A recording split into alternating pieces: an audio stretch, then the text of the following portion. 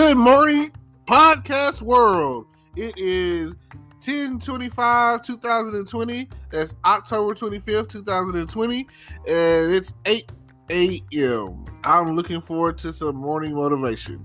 And today I'm going to talk about the presidential election that just took place, the last one before the upcoming election of 2020. All I can tell you is get out there and vote. Trump or Biden, Republican, Democrat, red or blue, all of that. Whatever you're looking towards getting out of this, hopefully you get it. Now, all the debates, I only half watched it because they were kind of trash. And the vice president election was interesting because people could not stop talking about the fly that landed on Pence's head. And the thing they kept saying about it was flies only land on things that don't smell good. Just think about it like that. So they were saying like he must have really stunk up a storm for that fly to continuously want to buzz and land on his head that way.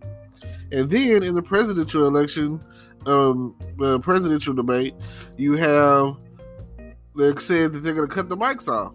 They did not. Boy. So even these people that's controlling the debate are lying to you. Why is there ever a point in time do you feel like they are so lying to me? Like, they know that they're not going to have a cure. They know that they're not going to have a cure in time for the election. They know that they're probably not trying to pass this money, the stimulus money out until right before the election to gain votes. Like, they know. They have ace in the hole is how they feel. They feel like the stuff that they're doing is a strategy to win this election. And for them to be win the election, it's like more money in the bank. No matter what you think, it's always about the green. It's always about the money.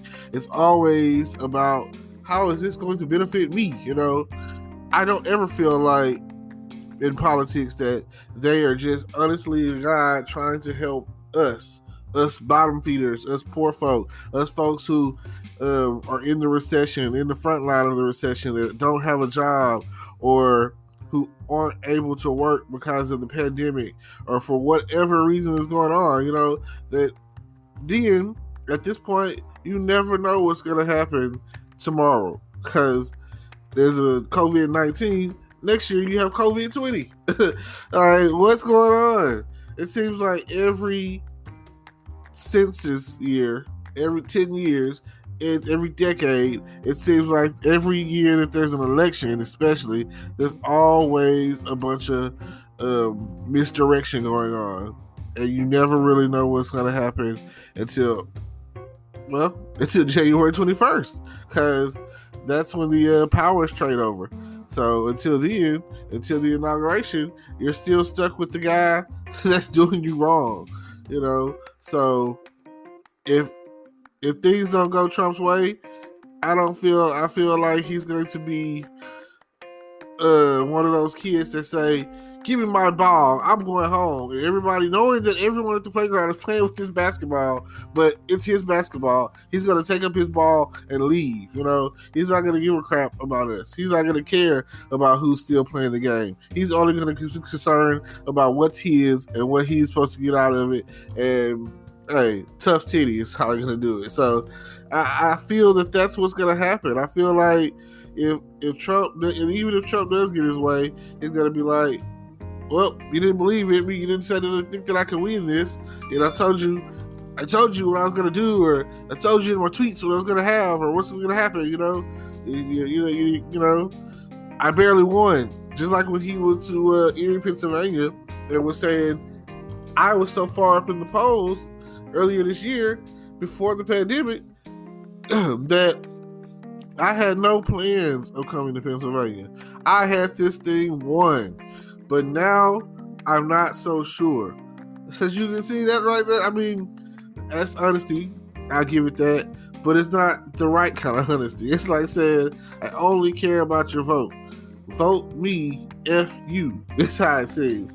So, I will feel better once the stimulus package is released and passed, and people are, you know, they put a Band-Aid on a gaping artery or wound and thinking that's going to be doing something when it's really not. I mean, like I say, for some people who cashed out on the first part of the season with the stimulus, I'm like, I didn't even know that it was a thing. I wasn't in the know to know that people were getting this extra money, the extra $600 or whatever, and I was just like, wow, that's good for those people who are getting it. So I just feel like right now, due to the season, I can put it out there, weather, holiday season coming up, this coming up season is considered depression season. Like, holiday season is always depressing for everyone, everyone, especially if you don't have family. Maybe you're homeless, maybe you're a war veteran who that slipped through the system, ended on the streets, or whatever the case is. Maybe you have an addiction, alcohol, drugs, gambling, sex, whatever the case may be. Like, whatever reason that you slipped through the cracks and you ended up on the streets and the things going, your life is going the way it's going, I'm sorry. I don't understand it. I have family, and if I didn't have family, I don't know where I would be to this day if it wasn't for the family that's held me strong.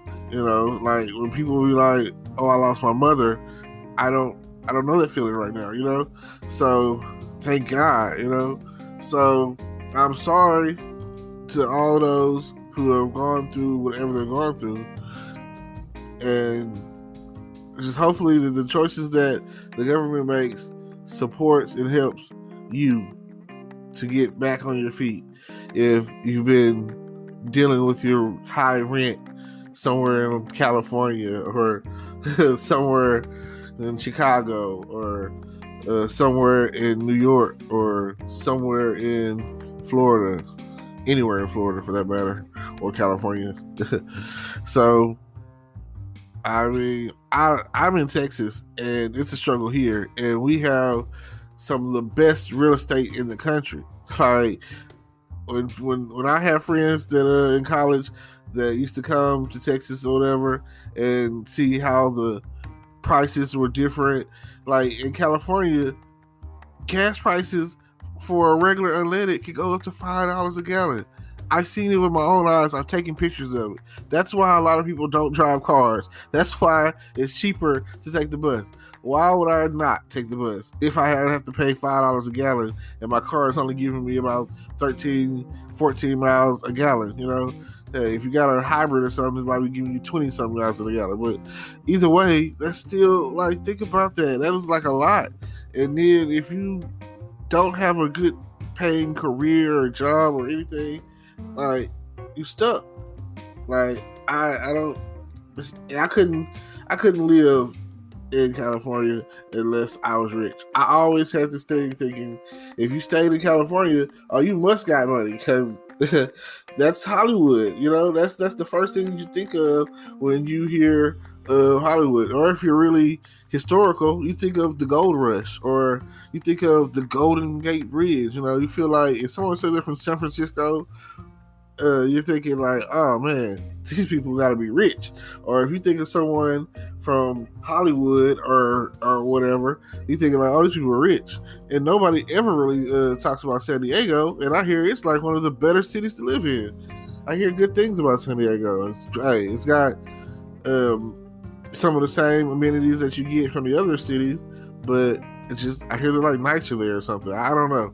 And I've never been to San Diego. I have been to the Bay Area and the Los Angeles area. So they're different from what I'm used to. Like I said, here in Texas, you get a lot of people waving at you for no reason, and for people from California, like, it's a mug reflex to be like, what they waving at? They're not used to the Southern culture, Southern hospitality thing. So either way, I'm not really sure how this thing is going to swing out, but I tell people all the time, I'm 1,000% sure that the Republicans are going to win, that Trump is going to win, and Even though you sit there and you talk about a time for change, it's always harder to fight to get on top when you're the bottom guy.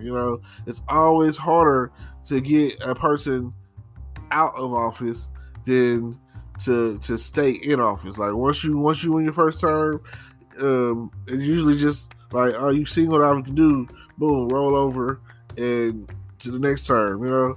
Like it'd be different if someone else was in place and then Trump came along. Then you'd be like, I don't know, we'll probably just keep the same guy that we got, or if it was Hillary, they still would probably vote her out because she's a woman. I don't feel like, and that's the main reason that I feel like that they messed up, because most countries don't even want women in power, right? It's still radicalists out there in the U.S. that feel like women should not be in authority. Women should not be head of churches, or like we are the men. You know what I'm saying? Feel like so they're still battling the fact that a lot of there's people out there that don't want women in the military, as far as like, especially to go see like actual action, going to war and stuff like that. These are the things that we still deal with, and will probably forever deal with. Didn't seem like it's going to change. You had the woman suffrage, and then you've had the whole liberation of women, burn our bras, like back in like the 70s or whatever. So, every 50 years, I guess, which, let's see, every 50 years or whatever, which is, this is in that range, to where it seems like it's something for the women it's about to pop off. So just something to expect, especially if Kamala Harris becomes vice president. I feel like it'll be a lot more, because this is the thing I didn't understand from the get-go when Trump first got elected.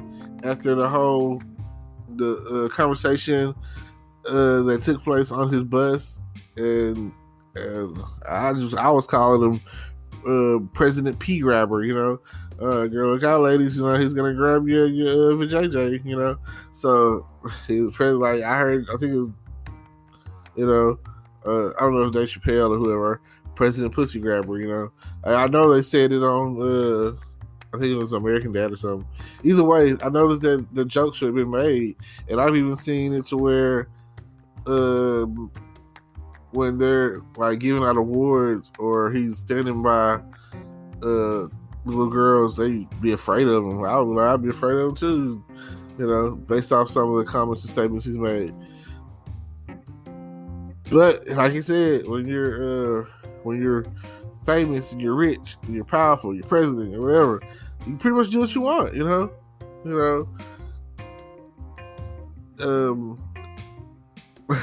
like I know Family Guy made fun of it. That's where I heard about it, and then I seen them do the joke, talking about some locker room talk, and when he was talking on his bus or whatever, it got recorded, and that's where it all came from. And I was like, that's real. Some people were like, that's a real conversation, and that came out well on before the actual election hit back in 2016.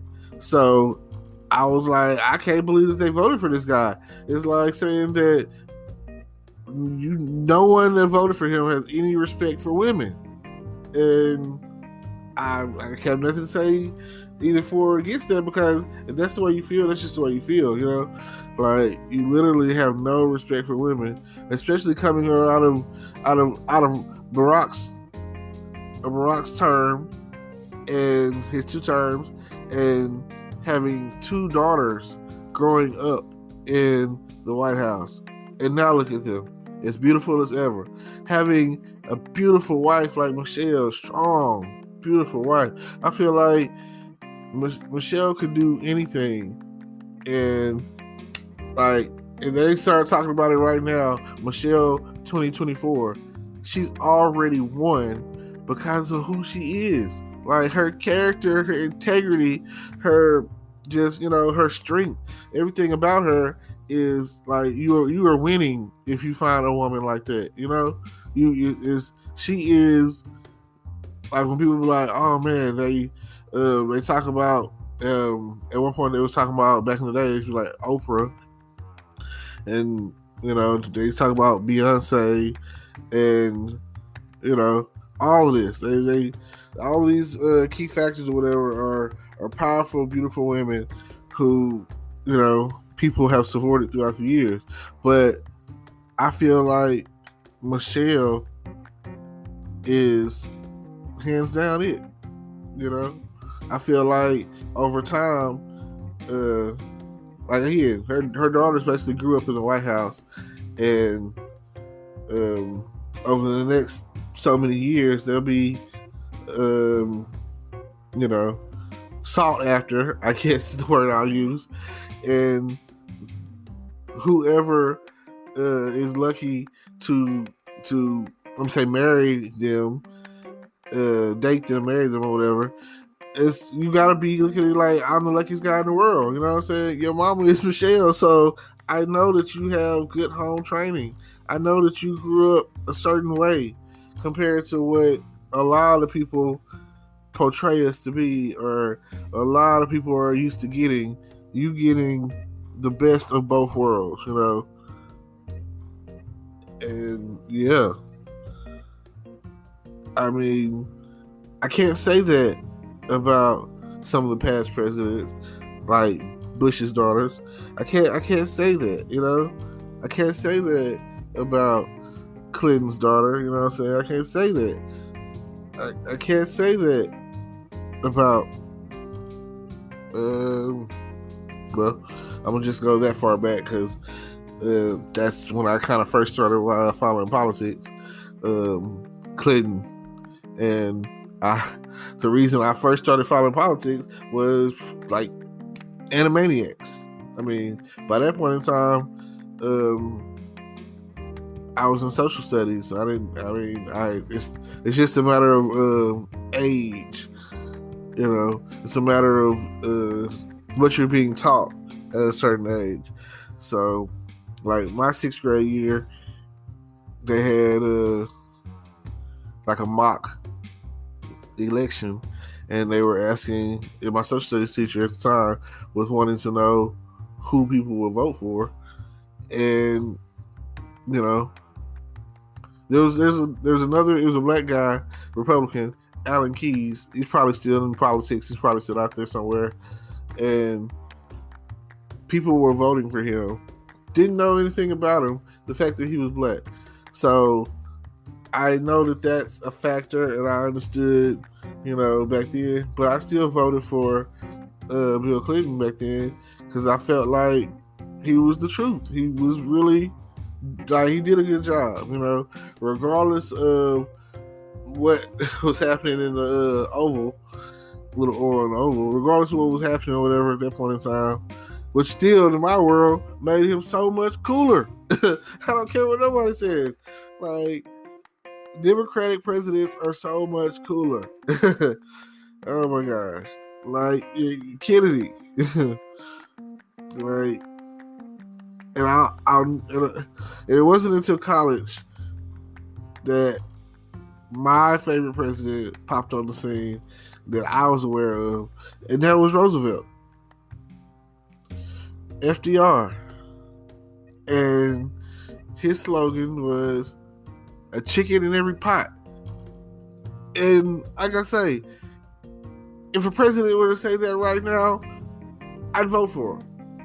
That is like the coolest thing, especially you got to look at what was happening at the time. That was a time during the Great Depression where that nobody was getting food, nobody was eating. They had like soup lines and chow lines, and and like war was going on, and all of this stuff was happening. Like, it was at that time or whatever, the Holocaust was taking place at the time. So you have to think about what was going on in the world to where the phrase "a chicken in every pot" was so empowered, like such an impact. And I'll say it like this. The last thing is, he was a cripple. He was in a wheelchair, and that right there lets you know, like, that's a powerful thing to think about.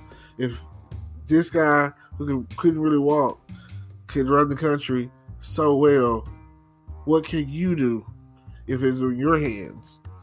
And some years later, that's exactly what we got called for. What can you do for our country, JFK? And don't think about what your country can do for you. What can you do for your country? Powerful words, democratic words, something to think about. All right. Well, it's getting a little late, so early, whatever. Time's running. I'm gonna leave y'all with this. Just check out the links down below. Subscribe to all the things that I have, like my YouTube channel, and don't forget to like, comment, subscribe, all of that. And don't forget to get out and vote. I mean, it doesn't really matter who you vote for. I personally don't feel like, our vote really counts, but it's your right at the end of the day. And they say that if you voice your opinion, then you have nothing to say when your person doesn't win or change isn't made. So I appreciate y'all for tuning in. Thank y'all for listening to my podcast, and see y'all on the next one. Hello, YouTube world. Welcome to my channel. Don't forget to like, comment, subscribe, and hit the notification bell so you can be notified when I drop hot content like this, and stay tuned for the next video.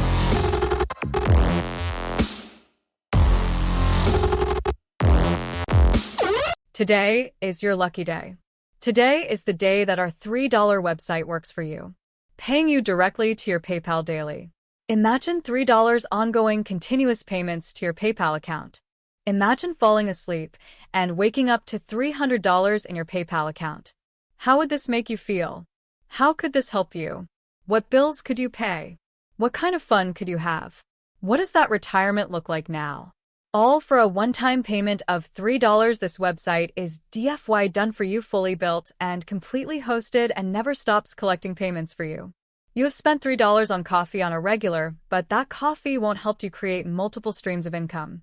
Click the link below.